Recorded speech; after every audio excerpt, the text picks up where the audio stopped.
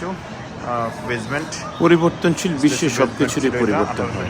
Statue of liberty যেমন দেখেন 1882 সালে স্ট্যাচু অফ লিবার্টির বেসমেন্ট যেটা, যার উপর স্ট্যাচু অফ লিবার্টির যে মূর্তিটি সেটি দাঁড়িয়ে আছে, সেটি 1882 সালে ছিল এরকম রাউন্ড শেপের উপরের একটি ফাউন্ডেশনে দাঁড়িয়ে। তারপরে এটি এসেছে এরকম স্কোয়ার বা রেক্টেঙ্গুলার শেপ, যেটা স্কোয়ার শেপে মনে হচ্ছে, এটা এই শেপের উপরে এসেছে এবং এই সেইটা এবং চারকোনা এরকম একটা বেসমেন্ট বা প্যাডেস্ট্যান্ড যাই বলি আমরা, সেটার উপরে এটি দাঁড়িয়েছিল। এখন ফাইনালি 1884 সাল থেকে এই প্যাডেস্ট্যান্ডের উপরে স্ট্যাচু অফ লিবার্টি দাঁড়িয়ে আছে।